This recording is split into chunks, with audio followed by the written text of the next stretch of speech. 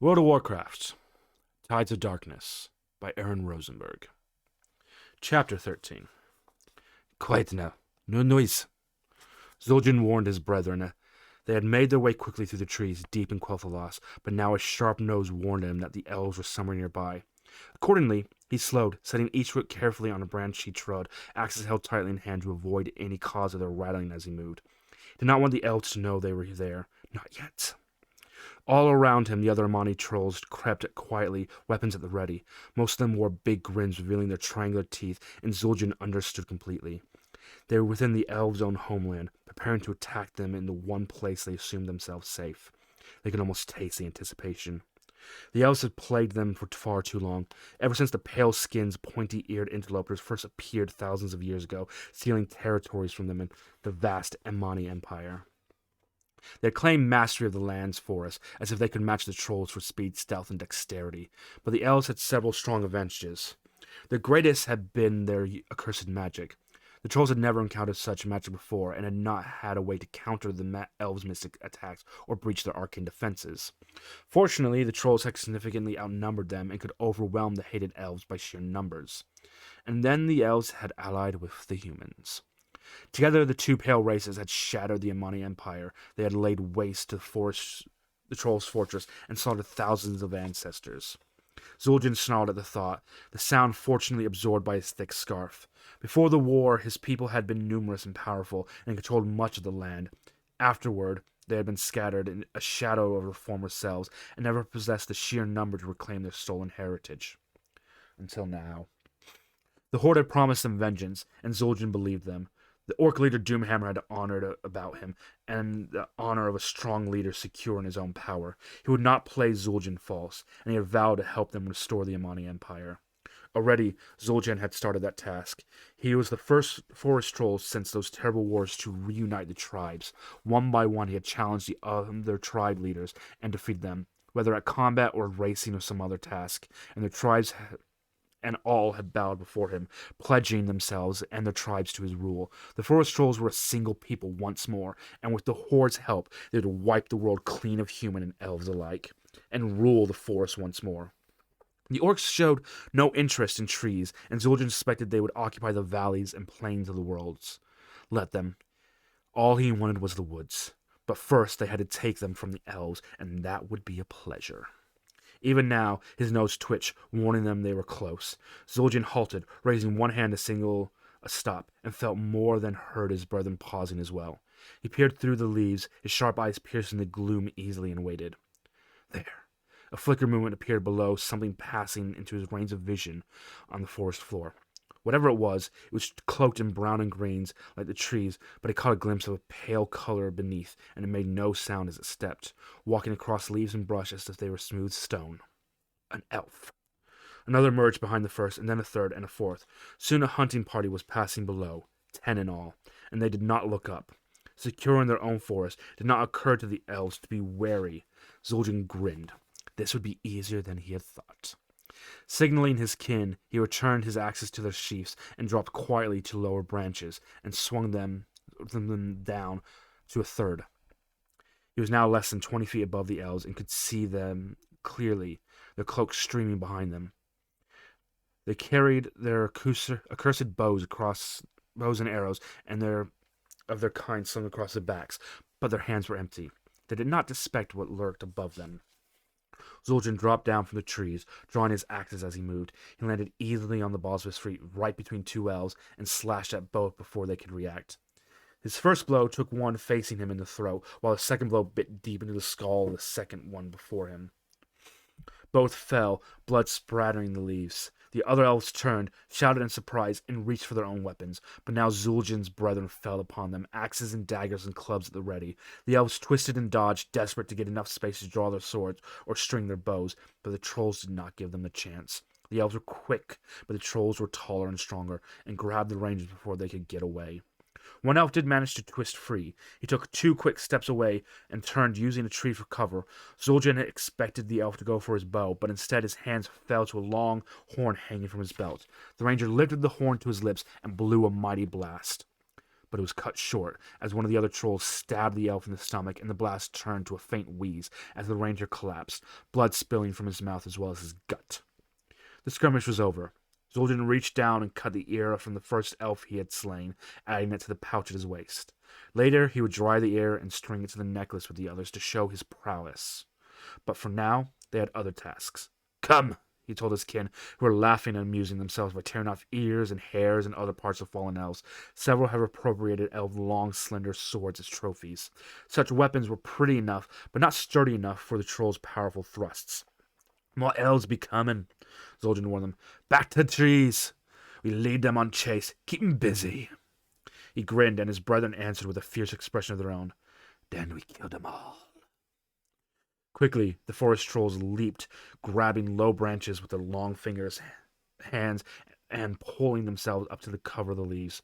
They swung up and away, leaving the bodies and the blood behind, their eyes alert, nose stiff for any hint of approaching elves. Zul'jin was not worried. He knew the other elves would come soon, and they would be ready. It had been a long time since they had spilled elf blood, and the brief battle had renewed their thirst for more. His kin felt the same, and many were snapping their jaws and flexing their fingers, eager for another fight with the pale-skinned elves. Soon, Zul'jin assured himself, quietly, soon they would have a chance to kill as many elves as they wanted. The forest would run red with blood, and the elves would know the fall of their own empire, just as the trolls had felt theirs die so long ago. And he, Zul'jin, would be responsible. He would hold the Elf King's head high so he could easily see his people's death just before he devoured it whole. He could hardly wait. "Is it ready?" Gul'dan asked impatiently, a short distance away. Cho'Gall shook both his heads. The massive ogre grunted and shoved this enormous shoulder, pushing the last runestone fragment another foot across the thickly grassed clearing. "Now it is ready!" he called out, straightening and rubbing at the shoulder with one hand. Gul'dan nodded, and it had taken them several hours to dig out a single runestone, shatter the monolith into several still enormous pieces, and carry 5 of them here to this clearing. And then several more hours to position the stones just right and inscribe the circle and the pentagram between them. Fortunately, Doomhammer had given him use of several regular ogres for the labor, and Cho'Gall was able to communicate with his stupid, one-headed kin more easily than any orc could. The runestone fragments were large and dense, but 2 ogres could lift them, whereas it would have taken dozens of orcs to budge each stone. Gul'dan wondered idly how the elves had gotten the original unbroken stones to locations in the first place. Most likely magic. Or perhaps they had used slave labor as well. The forest trolls were nearly as powerful as the ogres and far smarter, so they would have been able to follow more detailed instructions. At least the stones were in place now. Gul'dan gestured, and 3 other orc warlocks stood their places beside 3 of the runestone pieces. It was a good thing Doomhammer had not killed all of them, or this ritual would not have even stood a chance of working. As it was, Gul'dan thought it would succeed, but he was not completely sure. Still, if it failed, he was fairly certain he would survive unscathed. He nodded to Cho'Gall, who called out to the ogres clustered off to one side. After a moment of jostling and pushing and grunting, one of them stepped forward. Cho'Gall barked a command at the ogre, shrugging, slouched into the space between the stones, and stood at the center of the pentagram and waited, motionless. One good thing about ogres was they could stand still when required. Indeed, when not given an order and not looking for food, ogres could stand for hours, as motionless as statues. Gul'dan had often wondered if they had somehow evolved from rocks. It would explain their dense hide as well as their utter stupidity. Returning his mind to the task at hand, Gul'dan raised his arms and called forth the dark energies his demon masters had granted him back on Draenor. The energies crackled about him, and he fed it into the runestone fragment directly before him. Cho'Gall had taken the first place, and he and the other warlocks added their magic as well, each powering a single stone.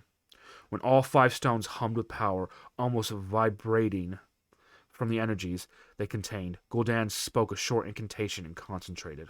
More energies arced from his fingertips to the runestone, but this time the energies then flickered through his stone and onto the nearest stone on his left. Nor did the energy stop there. It passed to the next stone, and then the next, and then the next, and finally back to his, linking all 5 in an array of dancing, bristling magic. The air itself seemed to darken above the altar, and it felt thick with energy, the way the sky did right before a massive storm. The ogre stood still, unmoving, though Gul'dan thought he saw a glimmer of fear in its eyes. Oh, good. Cho'Gall had picked a smart one. Now that the stones had power, Gul'dan turned the energy towards the center and toward the towering figure standing there.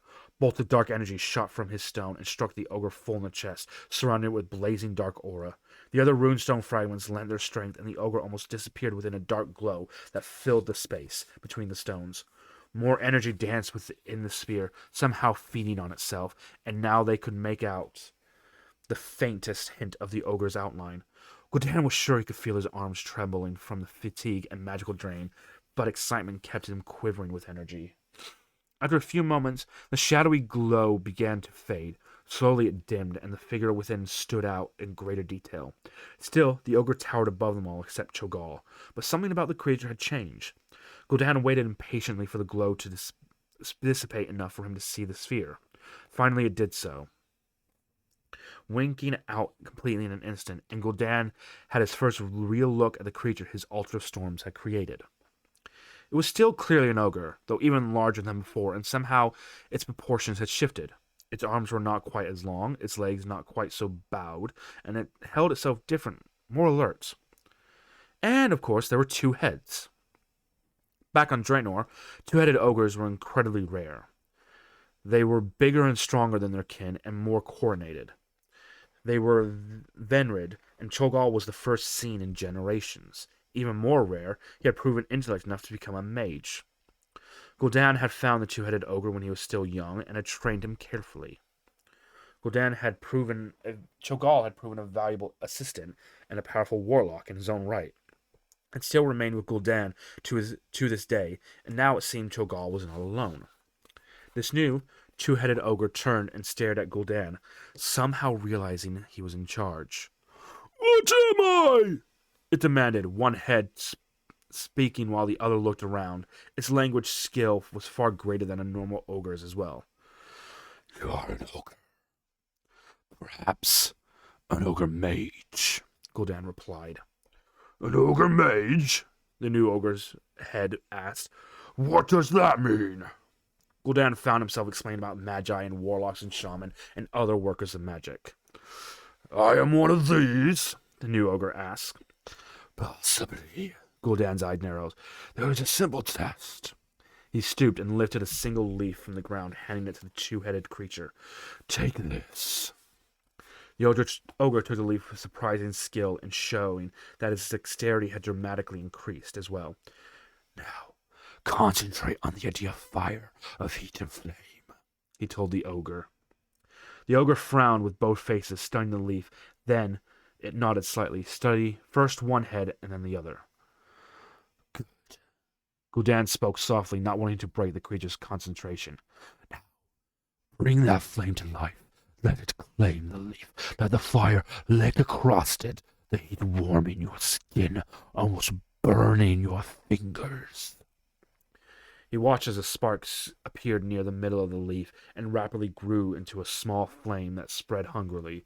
The leaf shriveled, turning dark and brittle in seconds as the fire consumed it. The breeze carried it away, and the ogre glanced up, meeting Gul'dan's eyes with both of its own pairs, its double glaze bright. "I am an ogre mage, then, yes?"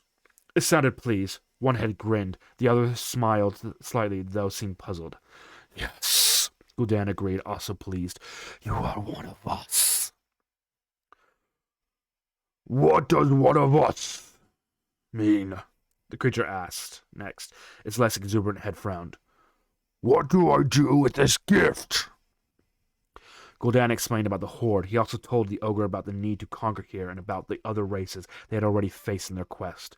The ogre mage listened quietly, absorbing every detail. "You created me," the ogre said at last. It was not a question, but Gul'dan nodded. "I am your creature, then," the ogre affirmed. "I will serve you. Your cause is my cause. Tell me what to do." Inside, Gul'dan rejoiced. It was excellent, exactly as he had hoped. By shaping the two-headed ogre with his own magic, he had formed a bond between them. The creature was completely loyal outwardly. Outwardly, however, he was careful not to show too much glee. Instead, he simply gestured for Cho'Gall to approach.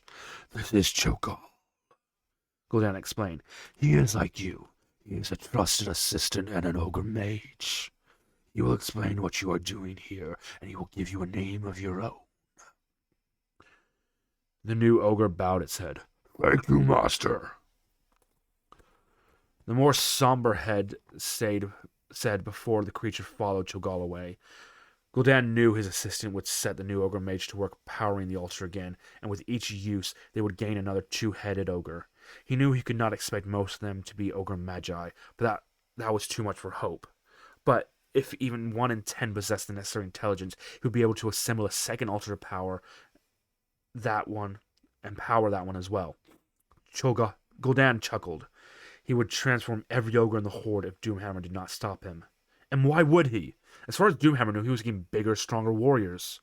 The war chief would never suspect that these new creatures were completely loyal to Gul'dan and not him, and Gul'dan would make sure his new servants did not reveal their true loyalties too soon. Only when the time was right, and then Doomhammer would discover there was a new faction within the horde, one he could not so easily destroy or cast aside. Gul'dan laughed again and turned away. Cho'Gall would handle the rest of the process here. He had other tasks to oversee, ones that would later lead to his final claiming the power that lay waiting for him elsewhere.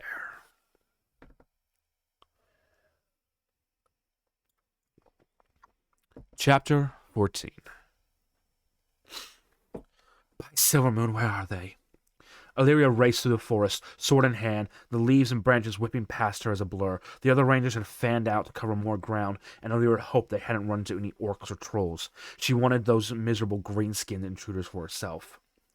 Not for the first time since seeing the fire, she wished she had never left home.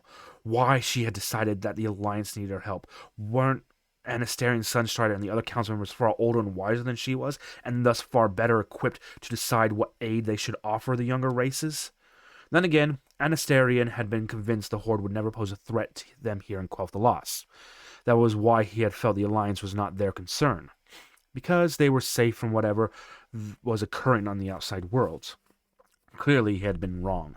Still, if Illyria had listened to him and abided by his decision, she would have been here, not sailing down the river and marching over hills. She would have been here with the orcs and trolls arrived, here with her family and her people when the Horde breached their borders. Would it have made a difference? She didn't know. Perhaps not. But what could one more ranger have done to stop an enemy she wouldn't have even realized approaching? But at least she wouldn't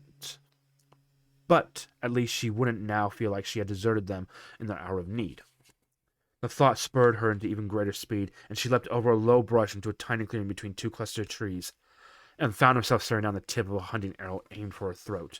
The figure holding the bow was nearly as tall as her, and wearing similar garb, though far less travel-stained. Long hair streaming back from beneath the cloak's hood seemed to gleam like ivory in the sunlight, a shining silvery white that Illyria knew all too well to ever mistake it. "Verisa?" The other figure lowered the bow, her blue eyes wide with surprise and relief. "Illyria!" Then the bow had been tossed aside, and Illyria's younger sister had caught up her in a rough embrace. "You're home!" Of course. Illyria squeezed Verisa in return and patted her head, a gesture so familiar it was automatic. "Are you all right?" she asked after a minute. "Where is Sylvanas? Are mother and father safe?" "They are fine," Verisa answered, disengaging and bending to retrieve her weapon. "Sylvanas is with the hunting party near the riverbank. As for mother and father, they should be in Silvermoon by now. They went to consult with the elders." She paused, fitting the arrow back into her string. Illyria, where have you been? What's going on? There are fires all over Quel'The Lost, and some of the other rangers. They haven't reported back." Illyria felt her stomach twist at the news. If rangers were going missing, it meant the Horde had penetrated deep into the forest already. "We're being invaded, little sister," she told Verisa bluntly, bringing her sword up and turning to put her back against her sister. Her ears twitch. "Now quiet." "Quiet? Why?" Verisa's comments were cut off as a tall figure dropped from the trees above. It lunged forward, a short haft long-bladed axe in one hand, but Illyria had heard it just before it descended, and was ready for it. She brought her sword up, parrying the blow, and spun it to the side, neatly sidestepping its secondary attack with a long, curving dagger. Her sword arced about and removed the creature's head in a pinch, and it pinched forward, the weapon falling from its now lifeless fingers. "Quick!" Illyria warned, stooping quickly and then straightening up again. "We need to move now!" Verisa, eyes widened at the sudden bloodshed, nodded, turned away and running, as much from the violence as from her sister's orders. She was young still, the youngest of the three sisters, and had never really seen combat before. Illyria had hoped she would be a long time before that would happen, but it was too late to worry about that now. They ran through the woods, and Illyria was sure she heard laughter above them somewhere. Trolls. The creatures were following them, keeping pace in the branches above. No doubt they planned to drop down on her and Varisa and kill both of them before they could find help. But the trolls did not know the woods as Illyria did. She ran, leading both Varisa and her unseen pursuers, twisting and turning and leaping, crossing streams and clearings, darting through groves, ducking under trees and vines. Varisa kept pace, her bow still in her hand, and the laughter clung to them as well. Then Illyria saw a ribbon of silver ahead, the river. She put on a spurt of additional speed, Varisa matching her, and they burst from the trees onto the strip of open land beside the river. She felt the impact behind her as one and then several trolls dropped from the trees, knowing they would have to catch her before she could wade into the deep water and float or swim beyond their reach. Trolls did not like water. "Nice chase, Pale One," one of the creatures behind her growled. "But now you die!" Hands reached for her long claw, scraping at her, catching her at her hair, but Illyria twisted away, avoiding their grasp. She spun around, sword coming up, ready to fight as long as she could, and watched as the troll stiffened and tumbled backwards, a long shaft protruding from its neck. Similar shafts struck the other trolls, felling them before they could retreat to the safety of the trees. And Illyria, turning back toward the river, glanced around and saw several rangers on the far bank, the bows still quivering from the recent archery. One of them wore a long green cloak and a more ornate tunic than the others. She had a long blonde hair, darker than Illyria's, but otherwise similar, and eyes more gray than green or blue, but the same shape as both hers and Varisa's. The other rangers positioned themselves about her as she smiled and held up her bow in a salute. "Welcome home, Illyria," Sylvanas called. "Now, what is this trouble you have brought us?" Even from across the river she radiated intensity, as if she could will the answer to appear. Illyria smiled at her sister's greeting. Sylvanas, Ranger General of Quel'Thalas, was as forceful as ever, then shook her head. "I did not bring it, Sylvanas," she answered truthfully. "I'd hoped to outrun it, but I do bring possible salvation." She glanced back at the dead trolls behind her and Varisa, who stood swaying and pale, resolutely facing away from the recent corpses. "I must speak with the council." "I do not know if they will listen," Sylvanas warned. "They are too busy worrying about these fires to consider much else right now, as am I. They are appearing all across the forest, seemingly at random." She glanced pointed at the dead trolls. "And now I must tend to this matter as well." Illyria grimaced and looked down. "They will listen," she promised. "I will give them no choice."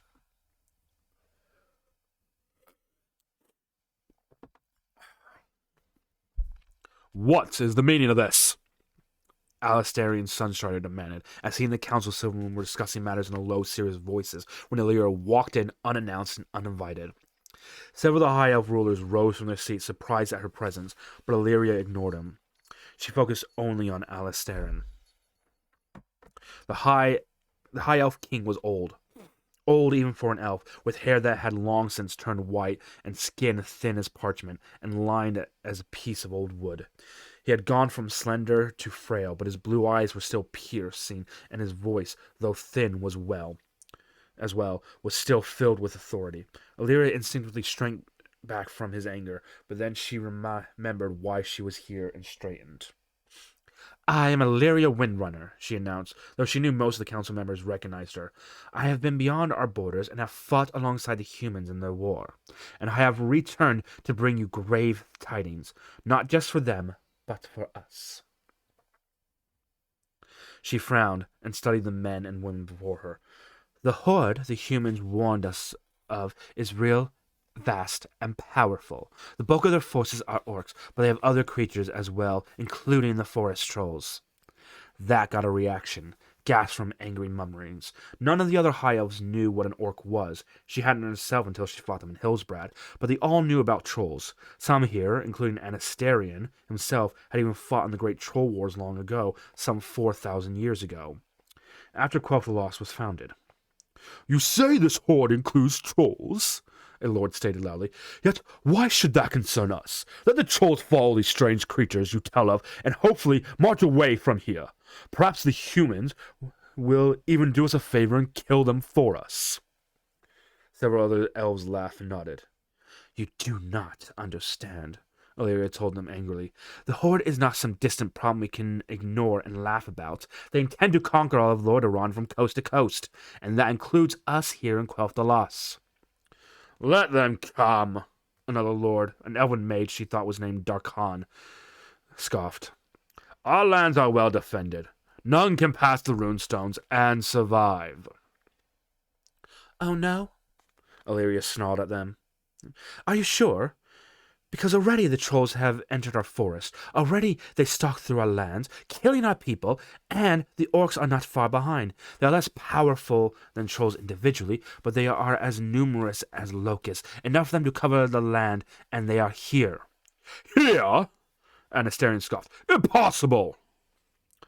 In answer, Illyria swung her arm and released the object she had been carrying since she and Verisa had run. The troll's head flew through the air, its short dark hair waving about it, the sun catching on the tusk, and fell again, landing just before Anastarian's feet. This one attacked Verisa and me, Illyria explained. Not an hour's run from the river's crossing. Several more followed us here to there, and the bodies still lie on the far bank, unless Sylvanas and her party have moved them. She noticed that none of the lords were laughing at her anymore. They are here, she insisted again. The trolls are within our woods, killing our people, and the orcs are the ones burning the edges of the Eversong forest. Though she admitted to herself she did not know how they could be causing the other fires both Reese and Sylvanas had mentioned. Outrageous! This time Anastarian's outburst was not directed at her. The Elf King kicked the troll's head, causing it to roll away under another lord's chair. His eyes were sharp and his brow drawn, and when he turned back to Illyria, she could see the energy and focus that had made him such a great king for so many years. All hints of frailty were gone, brushed aside in the current crisis. They dare invade our home? Anastarian fumed. They dare! He looked up, and his expression was like thunder. We shall teach them to trespass here. Gather our warriors, he instructed the other lords. Summon our rangers. We will attack the trolls and drive them from our forest so sternly they shall never dare encroach again. Illyria was pleased to see her king so determined and certainly agreed with his sentiment. But she shook her head away. The trolls are only part of the danger, she reminded Anastarian and the others. The horde is numerous beyond belief, and the orcs are strong, tough, and determined. She grinned. Fortunately, I did not come alone.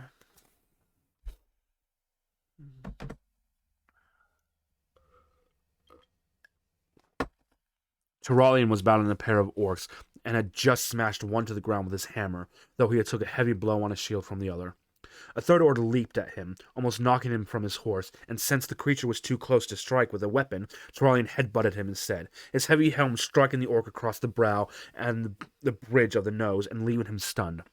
Turalian shoved the dazed orc off his horse and onto the third foe, then used that opportunity to strike both of them good hard blows. Neither of the two would get up again. He brushed water from the front of his helm, taking a second to peer up the thick gray clouds that hung above them. The rain showed no sign of letting up, though he supposed that was a good thing. At least the fires were out now, and unlikely to start again. He supposed he could stand fighting in such soggy, miserable weather if it helped keep the elven homeland from burning to the ground.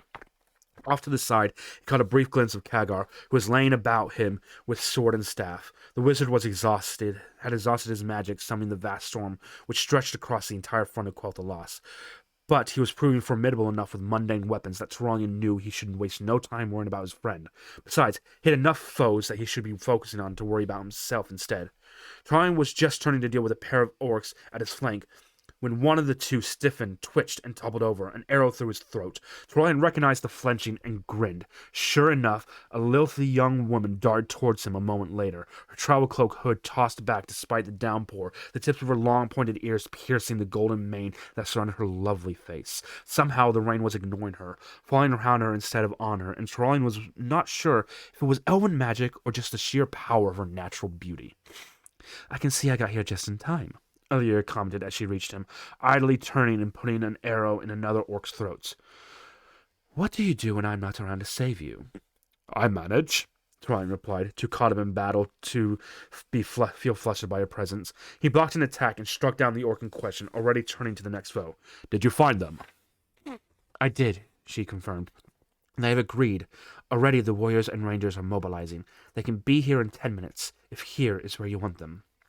Trollian nodded, using his hammer's long shaft to block an axe swing, and then shortened his grip so the hammer's head struck the offending orc on the return swing. "Here is as good place as any," he answered, "and as long as we are here to fight them, the horde isn't going anywhere." Alira nodded. "I will run back and inform them. You have only to hold fast until they arrive." Her voice sounded strange, and Trollian risked a quick glance. By the light, she was crying. She certainly looked sad. No doubt the invasion of her homeland had taken a hard toll on her. "We will hold," he assured her grimly. "We must." And Illyria was gone again. Trollian only hoped she and her kin returned before the rest of the horde overwhelmed their tiny defense. Already, waves of orcs were pouring from the sides, and Trollian knew his forces could not stand up against the entire orc army, especially not here in an open field where the orcs could surround them and swarm them under. They would need support, and quickly. He just hoped the elves were as ready and as capable as Illyria had made them sound. Terlige, one of Zul'jin's subordinates, grinned. He and his pack had smelled something unpleasant nearby and had followed their nose to a delicious sound. A single soft thump on the forest floor below. A lone elf. Terlige had been charged with watching this path, which led toward the elven city and kept any elves from crossing it. Well, this was one elf who was not going to go further. Lowering himself silently on the foliage, Terlige caught sight of his prey. The elf was moving quickly enough for one of his kind, and most likely other creatures would have thought it quiet, but to Terlige its passing was loud as thunder. He heard rumbling through the forest edges, and its pace was easily surpassed. The elf wore a long brown cloak, the hood raised, and was leaning upon a long staff. An elder, then. Even better. Licking his lips with anticipation, Terlige motioned his pack to follow him down. Then he dropped from the trees, his curved blade in hand, and grinned at the victim, and stared in surprise as the elf tossed back the cloak and straightened with a grin of his own. The staff swung up around, revealing a long blade at one end, and armor gleamed even from the shadows of the trees. "Do you think we could not hear you rustling about above us?" The elf's stern and narrow features pulled into taunt glower.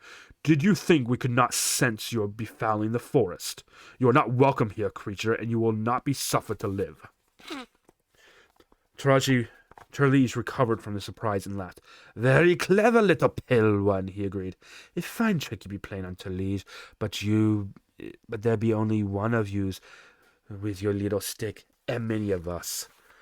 The rest of his pack landed behind him and ranged out, ready to surround the arrogant elf. But the elf only grinned more widely, his expression nasty. "Do you think so, oaf?" he taunted. You pride yourself on your woodcraft, yet you are blind in the forest compared to us, and deaf." Suddenly, a second elf emerged from behind a nearby tree, then a third and a fourth. Terlige frowned. There were more of them until he and his pack were surrounded and thoroughly outnumbered, and all of them carried the same long spear and bore tall, oblong shields. This was not what he had expected. Nonetheless, Terlige was a seasoned hunter and warrior, and was not so easily frightened. "Better," he announced, finally raising to his full height. "A real fight, not just picking off some other unarmed elf. I like it." And he leaped upon the lead elf, his sword raised high, and died in midair, the elf commander's spear sliding through the chest and piercing his heart before emerging out his back.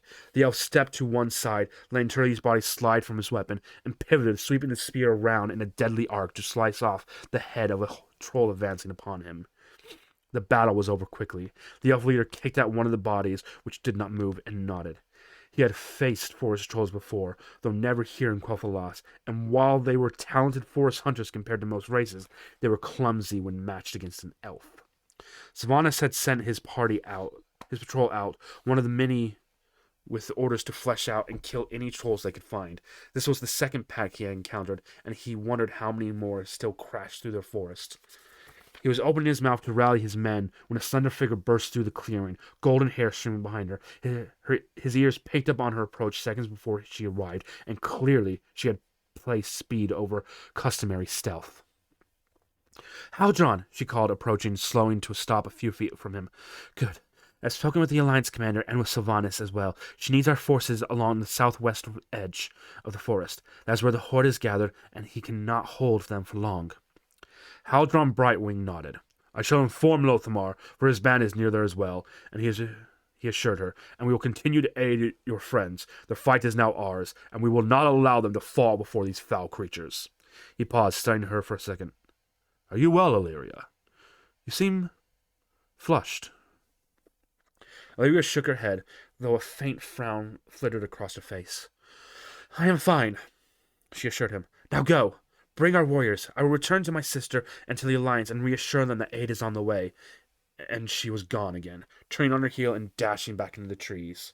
Haldron watched her go, then shook himself. He had known Illyria Windrunner a long time, and could see that something had bothered or unsettled her. But they were all bothered this day, when strange creatures roamed their sacred woods. Not for long, however. Gesturing to his rangers, Haldron pulled his spear free of a troll and wiped it clean on the body, then turned.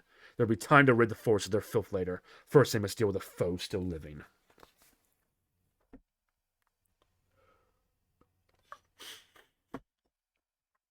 Thralian felt it had only been minutes since Illyria's departure, when she reappeared again. Surging through the battle to stand aside him, her bow was slung across her back now, and she had her sword in hand instead, using it to cut down an orc that had been trying to stab his horse in the hindquarters. They will be here, she assured him, her eyes bright, and Thralian nodded. He felt a surge of relief, though whether at the thought of reinforcements or the fact that she was still safe, he was not sure. He frowned, unused to such thoughts, and pushed them aside for now. First, he needed to worry about his and his troops' survival. The rain had finally stopped, though the clouds remained, casting the battlefield into shadow. So when Thralian saw a dark shape looming off to one side, at first he thought it was simply a distorted shadow from some orc warrior. But the shape continued to grow and to gain solidarity, and he stared, almost getting skewered by an orc as a result. Stay focused! Khadgar warned, riding up beside him and kicking the orc away before it could strike again. What are you staring at? That, Thralian replied, pointing with his hammer before returning his attention to the fight raging about him. Now it was Khadgar's turn to stare, and the young old wizard let out a string of curses as he saw the massive figure that emerged from the trees and joined the far edge of the battle. It was easily twice the size of even an orc, with skin the color of aged leather. It held a massive hammer, most likely an orc two-handed weapon, but used in a single hand by the behemoth. And it wore strange armor. Thralian's jaw tightened as he risked a second glance and realized that the armor was human breastplate and greaves and braces linked together by thick chains to cover most of the massive creature's flesh. Its twin heads were bare, however, and glared down at the men and orcs milling before it. The hammer swept down as well, crushing two men in a single blow, and swept them to one side, knocking four more soldiers from their feet, tossing them several yards away. What the hell is that thing? Thralian demanded, smashing a charging orc in the face and driving it back against another, who staggered under the sheer impact. An ogre, Khadgar, a two-headed one. Thralian started to tell his friend that yes, he had seen ogres before, and he had realized that this one had two heads, when the strange ogre raised his empty hands toward a cluster of Alliance soldiers. Thralian blinked, thinking his eyes were playing tricks upon him. He had just seen fire pour from the creature's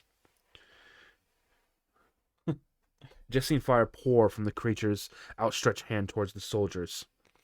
He looked again. Yes, there were flames licking about the soldiers now, and the men were dropping their weapons to beat at themselves where the fires danced across their armor and cloths. Several were pulling off cloaks which had ignited, and others rolling in the grass, trying to put out the flames that tormented them. How had the strange new ogre done that?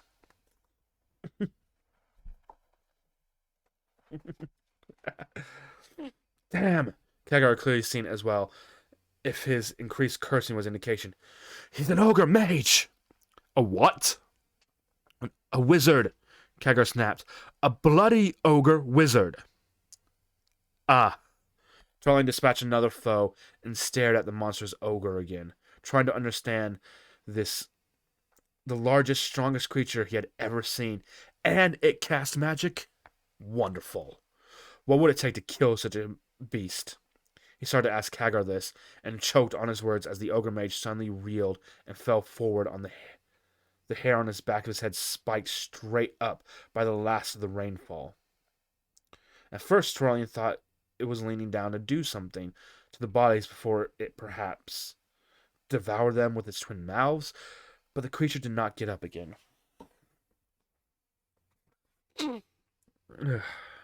And then he realized that what he had taken for hair was too solid for that. Those were shafts, too big for arrows. Spears. Yes! Illyria cheered, raising her bow high in salute. My people have arrived. She was right. Trollian saw from the forest emerge row upon row of elves. These were more armored than Illyria and her rangers, and heavier geared and carried shields and spears as well. Clearly, it had been their weapons that felled the ogre mage. Trollian had never been so happy to see anyone in his life. Excellent timing, he told Illyria. They have excellent timing, he told Illyria, having to shout to make himself heard over the chaos of combat. Can you relay a message? She nodded. We use gestures for hunting, and they can be read at a distance. Good. Charlie nodded and pounded another orc to the ground as he marshaled his thoughts.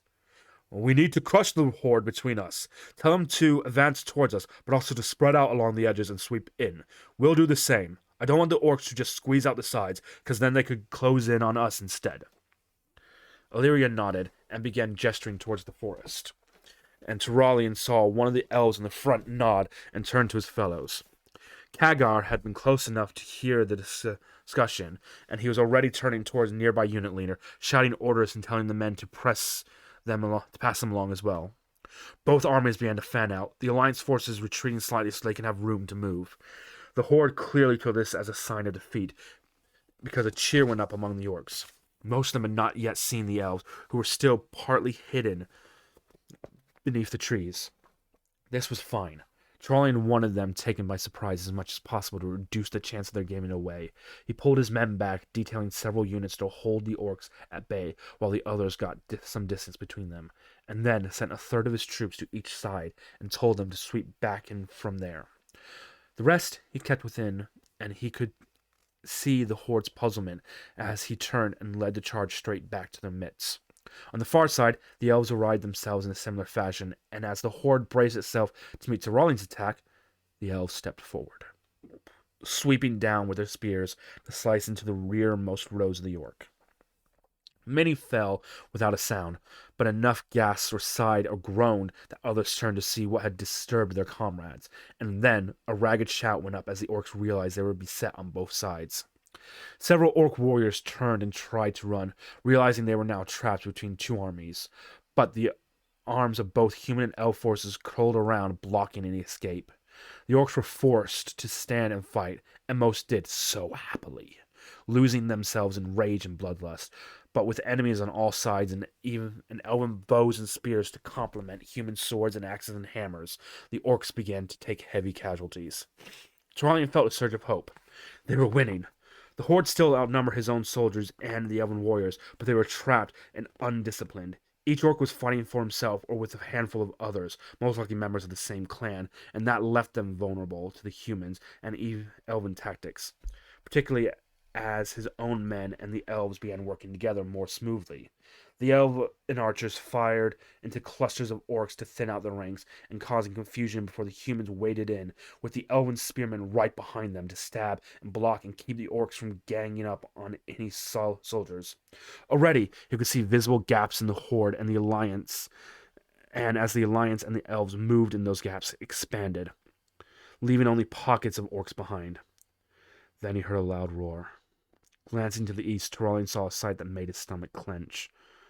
Another of those monstrous two-headed ogres was striding into battle, laying about with a massive club that he realized was simply a tree trunk with the branches shown clean. A second of the brutes was right behind the first, a similar club in his own gargantuan hands. And then a third and a fourth followed them. Where were all these creatures coming from? The two-headed ogres waded into the Alliance troops, sweeping away whole units at a time. Trollian quickly ordered his men to fall back, and let the elves handle this new menace. But the first ogre had been taken by surprise. These were better prepared.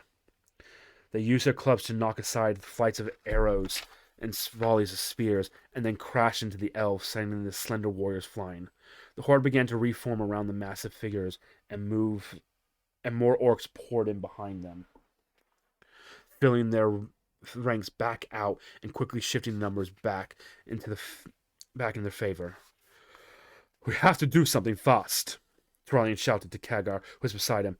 "Otherwise they'll sweep us back toward the mountains or westward toward the water, and we'll be the ones trapped." Kagar started to reply, but Illyria interrupted him. "Listen," she shouted, her ears quivering. Thralian shook his head. "I can't hear anything except fighting," he told her. "What is it?" She grinned up at him. "Help," she answered. "Help from above."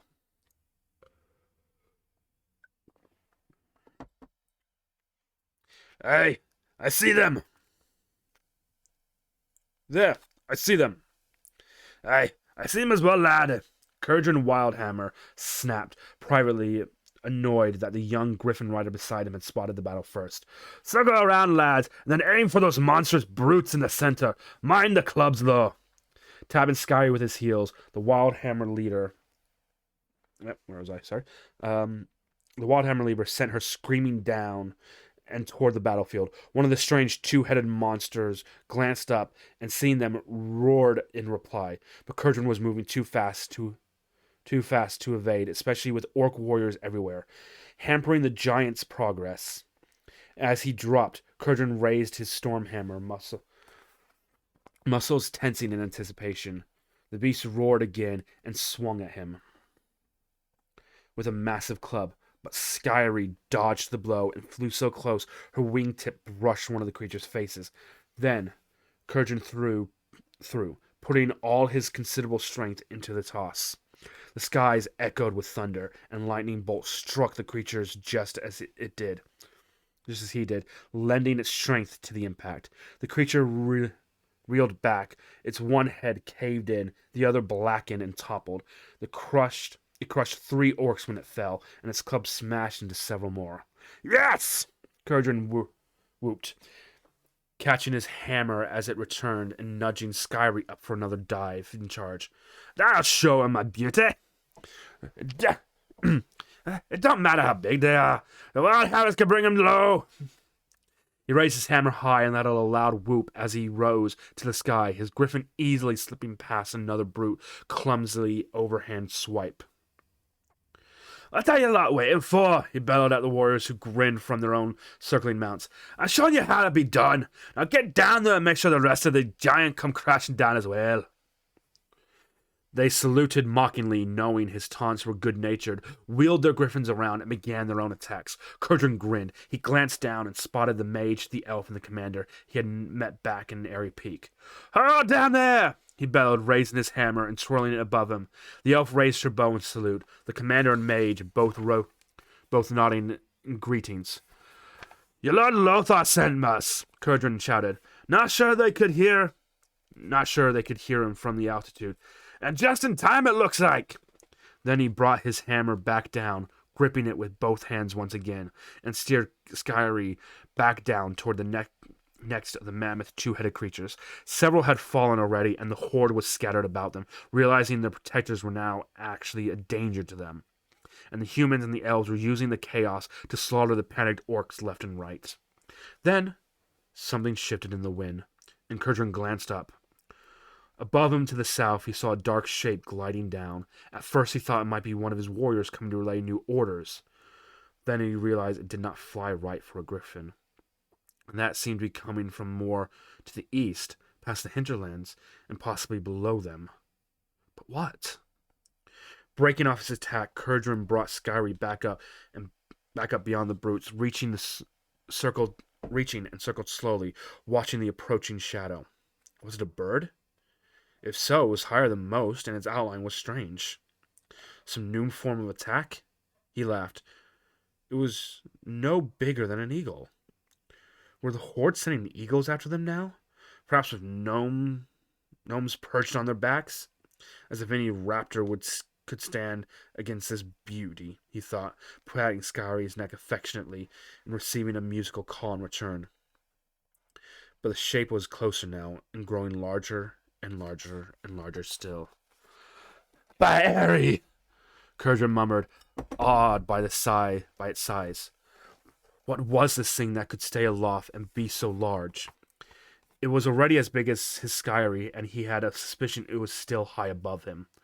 Now he could make out its shape more clearly, long and lean with a long tail and a neck and great wings spread high above it and flapping only occasionally. The thing was gliding. It had to be high indeed to be coasting on the winds that way, and Kurgan felt a chill as he re-estimated its size again.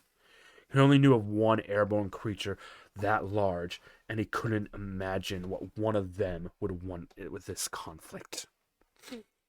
But then the last of the clouds faded away, and the sun shone down upon them and gleamed red all along the creature, turning into the soaring crimson streak, and Kurgan knew he'd been right. It was a dragon. Dragon! He shouted. Most of his warriors were still battling two-headed brutes, but young Merked had glanced up and looked where Kurgan was pointing. Then the fowl actually kicked his griffin into a rapid ascent, the mount flaring her wings out in a gain altitude. "What are you doing, you half-wit?" Kurgan shouted, but if Merked heard, he gave no reply. Instead, the youthful Wildhammer turned his mount toward the dragon, which was now angled in a steep dive, and raised his Stormhammer high. Giving a fierce yell, Merked charged straight for the plummeting lizard and vanished without a sound as the dragon opened its maw, revealing a great triangular teeth the size of a large dwarf, and a long forked tongue the color of blood consumed the hapless dwarf and his griffin in a single snap. Merked had never saw the sorrow as evident in the dragon's enormous golden eyes, or the blurred green-skinned figure perched on the dragon's back, long leather reins wrapped around one hand. "By the light!"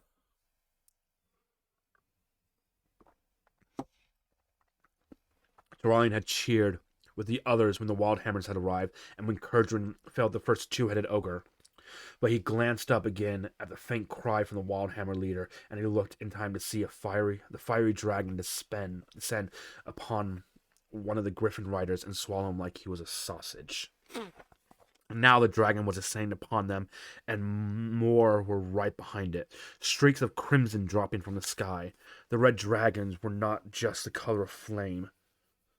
Smoke curled from their nostrils, and sparks shot from their mouths as they breathed, brighter even than the sunlight gleaming off their claws and along their wings and tails. The smoke and sparks increased as Turalyon steered, and he suddenly realized what was about to happen. "Pull back!" he shouted, snapping Kagar's arm with his shield to get the mage's attention. "Have everyone pull back!" He waved his hammer overhead, hoping that would get both his own people's and elves' attention. "Pull back, everyone! Away from the forest, now!" "Away from the forest?" Alir asked sharply, glancing up at him. He hadn't even realized she was still beside him, which showed how stunned he had been. "Why, we are winning!" Turalyon started to explain, then realized there probably wasn't time. "Just do it!" he shouted, seeing the surprise on her face. "Tell your people to fall back toward the hills. Hurry!" Something in his voice or his expression convinced her, and she nodded, raising her bow and trying to signal the other elven warriors. Turalyon left her to it and turned away, grabbing the first alliance officer he found and relaying his orders again. The officer nodded and started shouting and shoving, turning his troops around while bellowing for other officers to do the same.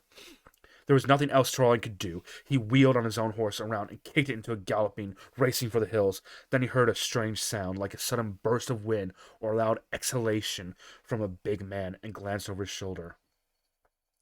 The first dragon swooped down, wings outspread, and opened its wide mouth. And from that mouth poured flames, great waves of flame that spread across the forest's front edge.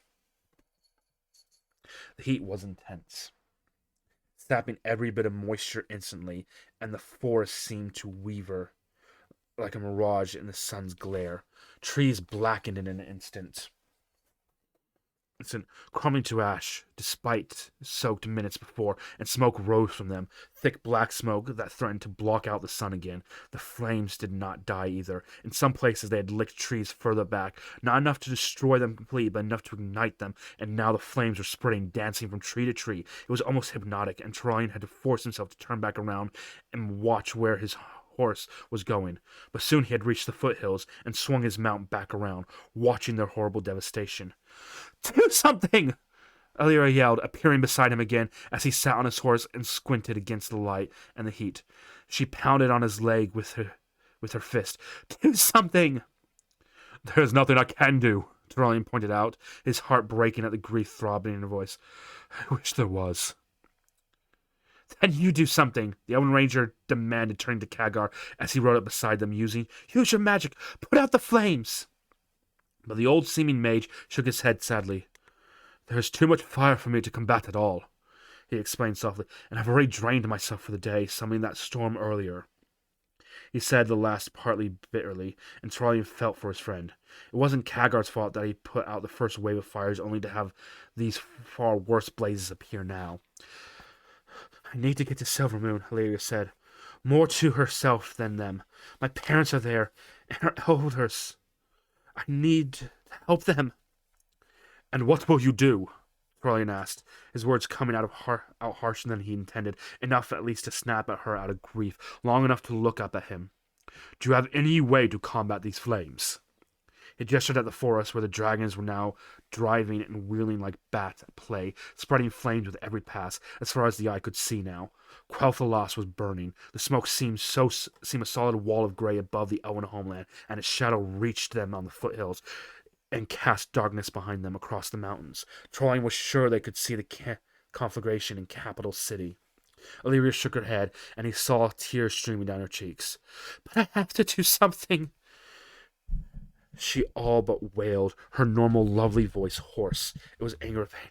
"My home is dying." "I know, and I understand." Reaching down, Trellian rested one hand on her shoulder, squeezing gently. "But going in there now would only spell your death. Even if you could get to the river, it would be boiling from all that heat. You'd die, and that would not help anyone." She looked up at him. "Family, the lords, will they be all right?" You could hear the desperation in her voice. She wanted, perhaps needed, to believe they'll survive. "They're powerful magi." "They're powerful magi," Khadgar pointed out. "And while I've never seen it, I understand that the Sunwell is a source of immense power. They'll shield the city from harm. Even the dragons won't be able to touch them."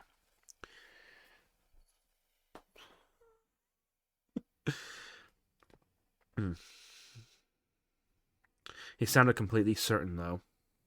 Trellian saw his friend quirk one eyebrow at him, as if to say, "At least I hope so." Illyria nodded, though she was clearly still stricken. "Thank you," she said quietly. "You're right. My death now would accomplish nothing." Trellian suspected she was trying to convince herself of that. She glared at the dragons fluttering and soaring beyond. But theirs would. The entire hordes would, especially the orcs. Her green eyes narrowed, and Trellian saw something there he had not seen before. Hatred. "They brought this destruction upon us," she spat, "and I will see them suffer for it." "We all will." Trellian looked up as another elf strode towards them. He was dressed in full war gear, his armor beautiful and graceful, but clearly functional and covered in blood and gore. At his side hung a long sword, and a deep green cloak fluttered behind him.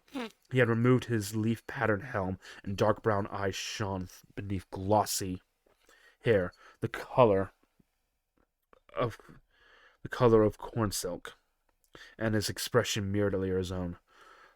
"Lothmar Theron," Illyria introduced him, "one of our finest rangers." Then she turned and smiled briefly as the second elf approached. This one a tall woman with a similar cloak and features much like Illyria's own, though her hair was a shade darker. "And this is my sister, Sylvanas Windrunner, Ranger General and Commander of our forces.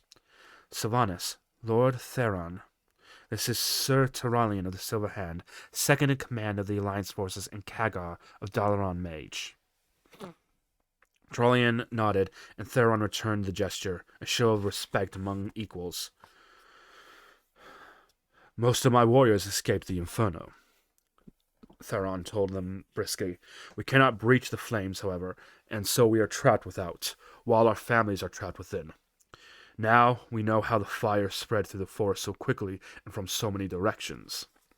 His hands tightened on the hilt of his sword. But we cannot linger on such thoughts, he announced, his words directed at Illyria and perhaps himself as well. We are here, and we must do what we can to secure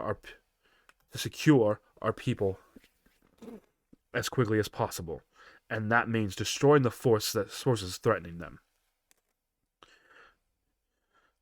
Your commander, Edwin Lothar, sent word to us once before, asking for our participation in this alliance, Sylvanas stated, looking up at Terralion. My leaders chose not to respond beyond a token show of support.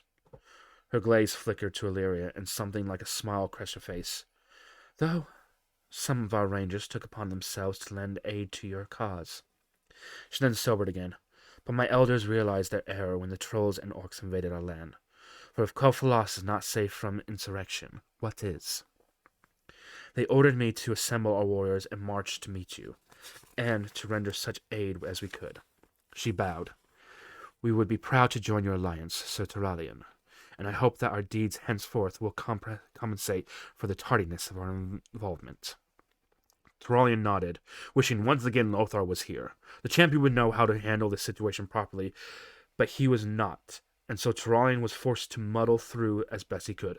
I thank you for you and your people, he told Sylvanas finally. We welcome you and your kin into our alliance. Together we will drive the horde from this continent, from your lands and ours, that we may afterward live in peace and cooperation once again. Anything else he had planned to say was interrupted by a squawk overhead and suddenly fluttered wings. Terralion ducked, as did Khadgar, and Theron reached for his sword, but the descending creature was far smaller than a dragon and covered in feathers and fur rather than scales. Sigh, lad! Curtin Wildhammer said as he landed, Skyrie just beyond them, causing the horses to shudder and stamp their feet in dismay. We tried, but those dragons are simply too big and too powerful for the handful of us we to face. Give us time, we'll be finding a way to face them in the sky and beat them down, but right now they got the upper hand. Charlie nodded. Thank you for your efforts, he told the dwarf leader, and for your aid earlier. It saved many lives. He glanced around him. Khadgar, Illyria, Sylvanas, Lothar Theron, and Kurgan Wildhammer. These were good people, and good lieutenants. He suddenly didn't feel so alone, or so self-conscious with them at his side. Perhaps he could be a leader, at least until Lothar returned. We need to get our people out of here, he told them after a moment. We will return and free Quel'Thalas from the Horde, but right now we need to regroup and wait. I suspect the Horde is not going to stay here for long. They have some other goal in mind. But what, he wondered. They had taken the forest and driven the elves from their home. They had attacked Airy Peak and crushed Casmodan. Where would they strike next? He tried to think of it from an orc's point of view. If he were them, and he was heading their campaign, where would he go? What was the single biggest remaining threat? Then it hit him. The biggest threat was the heart of the Alliance itself, the place where it all started. He glanced at Khadgar, who nodded, clearly thinking the same thing. Capital City. Capital City. It made sense.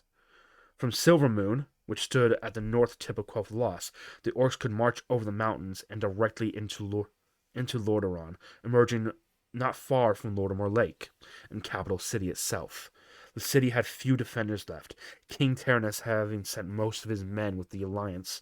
Fortunately, marching over the mountains would remain making their way across Illyric first, and while Paranold had not been the most stalwart member of the Alliance, he would certainly rally his forces against the invasion of his own land. But the orcs could overwhelm Alterac through sheer numbers, and then swarm down out of the mountains to strike the city. From Lordaeron, they could spread across down the rest of the continent, Lyra pointed out.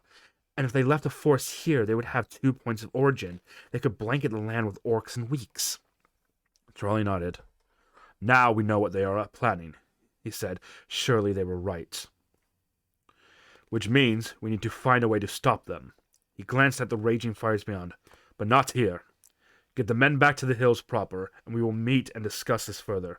Then he wheeled his horse around and cantered away from the forest, trusting the lieutenants to see his orders carried out, and unwilling to look at any more of the majestic woods burning behind.